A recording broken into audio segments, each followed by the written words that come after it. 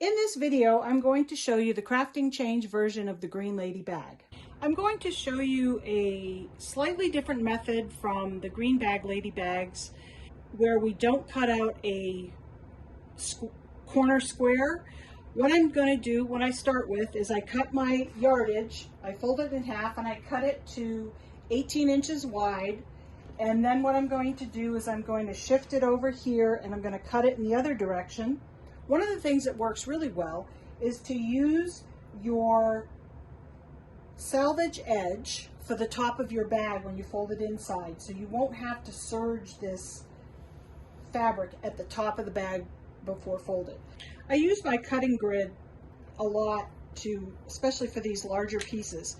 So what I'm going to do is I'm going to cut this at the 18 inches. Then I will have an 18-inch square of 2 pieces of fabric. What I will do is put them face to face and clip them before I serge them. Once clipped, I'm going to take them over to the serger. Because I have placed the salvage edge as the top of my bag, what I want to do first is I want to serge the bottom of the bag and then we're going to serge the sides. After I've serged the 3 sides of the bag, I come over to my ironing board. I tuck in the serger threads here and then I iron down the flat seam on the sides. I pick it up and I'm going to create a triangle here at the bottom because we're going to do a box bottom. What I do is I make sure one seam is running one way and one the other way, and with my hands I can feel how those edges line up. Then I'm going to lay it flat on my board and iron it down. I'm going to place a couple of clips on it because I do this in production and I'm going to stack a bunch of them. So normally I will just clip it here and I'm going to take it over to my cutting table and actually mark it. So I bring it over to my table and I have this great easy triangle and I have already marked where I am going to do the box bottom markings because I always forgot what size I had and I really like this size. I line it up so that the middle line is going up the edge of the seam that's down, and I'm going to slide this down to here and then I'm just going to mark here, and this is where we are going to, you can do one of 2 things at this point. I'm going to show you how to serge this off, but you could stitch across here and then open up the bag and stitch it down inside. But I think this is a quicker method. I'm going to go ahead and mark the other side and then take it over to the serger. I'm going to serge along the edge of my line and then we're going to cut it off as we serge. You want to make sure you leave a pretty good tail when you cut it off because when we get to a certain point, we're going to actually tuck these threads back in through the serge so that the serger stitches will not unravel in the future. There are 2 ways that work really well for tucking your serge threads back under the serged lines here. One is this really cool little tool that I got online. The other is to use a tapestry or embroidery or a needle with a large hole in it, and then you, for the needle, you would tuck your thread and tuck your thread into there and run it back through. But what I like about this little tool is after I've trimmed my thread a little bit, you run it underneath the threads here, and then you grab it with the hook and you pull it back through, and then you just trim it like that. And this will keep your serging from unraveling in the future. So you'd want to do that on all 4 sides down here at the box bottom. We can utilize this 18-inch piece of fabric that was from the end that I cut off. I'm going to iron it flat and then I'm going to cut it to 5 inches wide, and that will become our handle. After I've cut the 5-inch strip, I'm going to take it over to my iron. I'm going to fold it in half and iron it.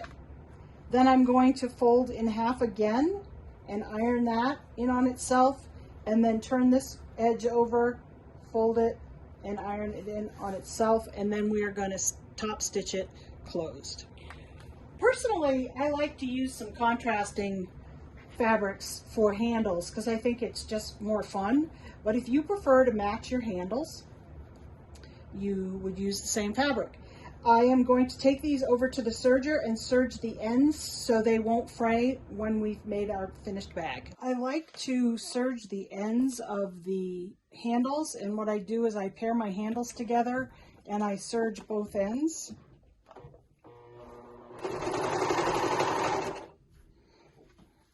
Bringing that last one around so they'll be in a pair.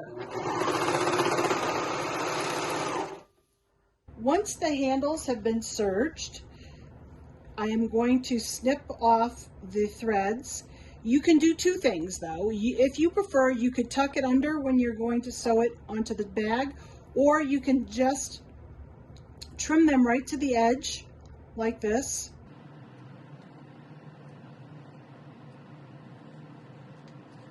And we're going to sew across the serge edge when it is attached to the bag. So that will keep this serging thread from fraying.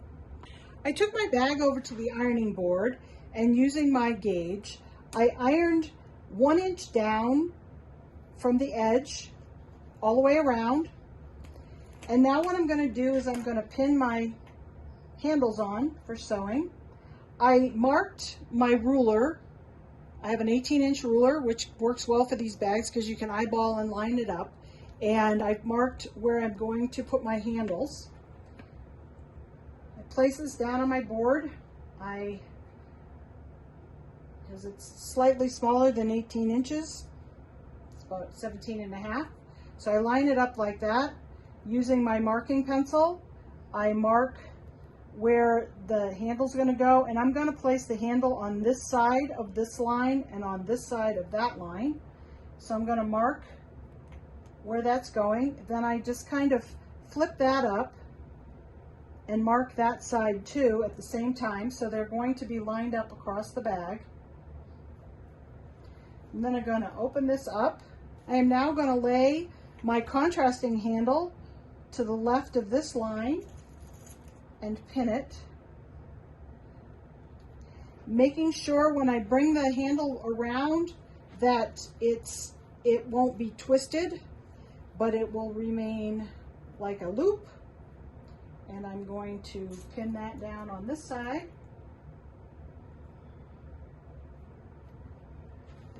I'm going to flip the bag over and do the same thing with the second handle. Again, pinning it down.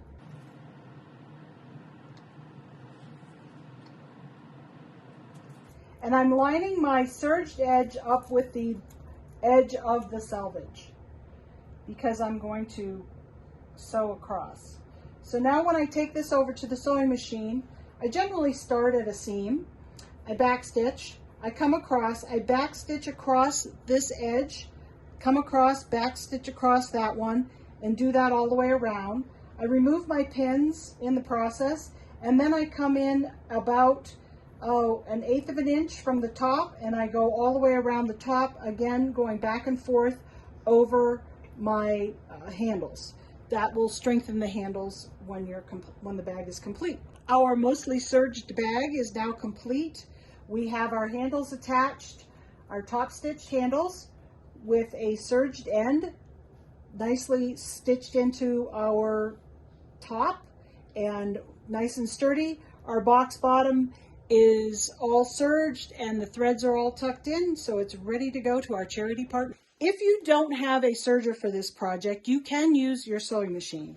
You would basically sew it up the same way as we did with the serged bag. What I would suggest, you can do two things. One is you can, after you sew the seams and iron them flat, you can use a zigzag stitch across your seams, or you can utilize a pinking shear and pink the edges and then stitch down with a straight stitch all of your seams. What I did on this bag is I stitch down my side seams and my bottom seam. And with the edge here, what I did after I pinked it, I just ran a second run of my thread straight across. So I've got a double stitch seam here. You could also, again, you could also utilize your zigzag stitch for this. And then from here, you would just create the bag the same way we did with the other bag, folding down your edge 1 inch and attaching your handles.